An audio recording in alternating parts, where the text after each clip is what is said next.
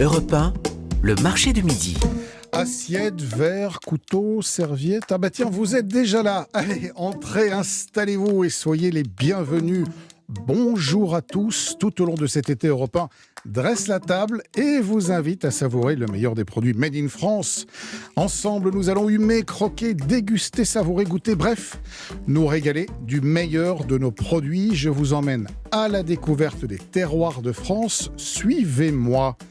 Solide, liquide, verte, noire, fruitée, mûre ou ardente, vous l'avez reconnu. Une huile d'olive, c'est comme une femme. Il faut savoir la choisir parfumée, subtile. Oui, bon, ça c'est l'avis de Fernandel. C'est évidemment de l'huile d'olive et de l'olive dont nous allons parler, que je vais mettre dans vos assiettes ce midi. Je vous en conterai l'histoire dans un instant. Nous partirons à la découverte d'un des plus beaux, et c'est le cas de le dire, terroir qui la magnifie, les Baux-de-Provence, où nous retrouverons Jean-Benoît Hugues, oléiculteur au moulin de Castelas. Et puis, nous la cuisinerons, cette huile, chaque semaine, tout au long de l'été. Un ou une jeune chef nous accompagnera et nous proposera des créations originales avec ces beaux produits. Préparez-vous donc à prendre des notes. Et cette semaine, c'est la doublement étoilée chef de la scène à Paris, Stéphanie Lequelec, qui prend le contrôle de nos fourneaux.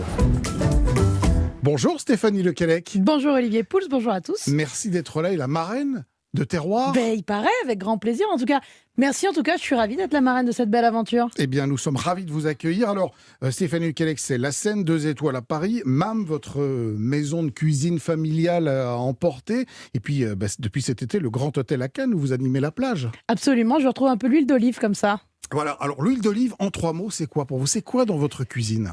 Alors, c'est une empreinte forte dans ma cuisine, puisque moi j'ai passé 8 ans en Provence, 8 merveilleuses années où l'olive et l'huile d'olive avaient la part belle. Alors bien sûr, depuis, j'ai réintégré un petit peu de beurre dans la cuisine, mais j'ai toujours plaisir à retrouver...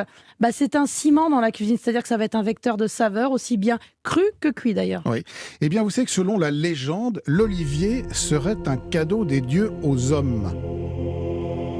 Alors bon, ça c'est la légende, parce qu'en réalité, il s'agit d'un arbre qui serait originaire de l'Asie mineure. On en voit les premières traces à l'état sauvage il y a à peu près 14 000 ans, alors j'étais pas là pour vérifier, mais les premières traces de plantation d'oliviers, c'est il y a 3 000 ans avant notre ère, et c'est en Crète, figurez-vous.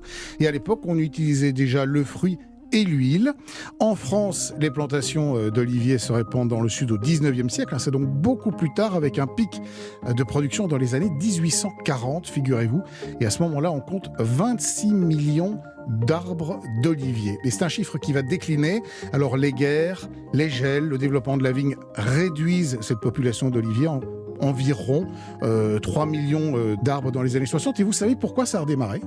Non, mais vous allez me raconter. Oui, vous savez, c'est le fameux French Paradox, la cuisine méditerranéenne, cette soi-disant bienfaisance des produits méditerranéens et donc de l'olive et de l'huile d'olive. Et ça va relancer cet engouement et faire exploser la consommation dans les années 80 et 90. L'Espagne est aujourd'hui le premier pays producteur mondial d'huile. En France, on compte 8 appellations d'origine protégée et puis toute une variété d'olives.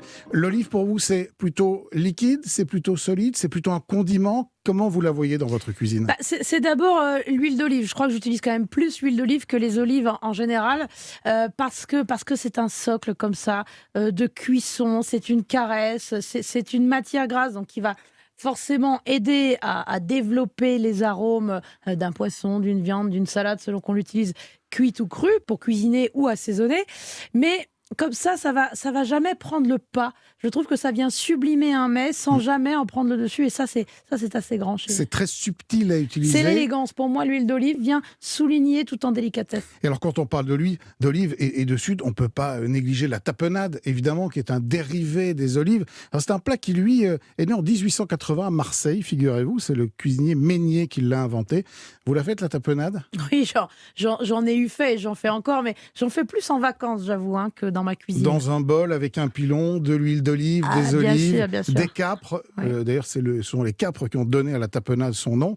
Des anchois, de l'ail, des herbes. dans les règles de l'art. Et piler, c'est très important, vous l'avez dit. Oui, il faut faire au pilon parce que quand on hache au blender comme ça ou dans un cutter, on vient casser un peu la fibre de l'olive. Alors que quand on est au pilon comme ça, on vient tout exprimer. On a l'huile naturellement contenue dans les olives qui sort. Et c'est vrai que ça donne une liaison qui est tout à fait différente et des arômes tout à fait merveilleux. Et alors pour moi, la tapenade, c'est l'apéro. J'ai tout de suite envie de déboucher une petite bouteille. Mais vous déboucheriez quoi d'ailleurs, Olivier? Écoutez, on est en été, on est en Provence.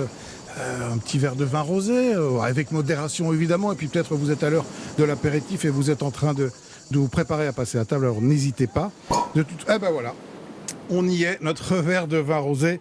Et puis écoutez, vous savez ce qu'on va faire? Dans un instant, on va se déplacer, on va partir dans un des plus beaux endroits de France, les Baux-de-Provence, et nous allons aller récolter l'olive, parler de l'huile d'olive, et nous allons rencontrer l'un des plus beaux producteurs de ce produit magnifique. À tout de suite.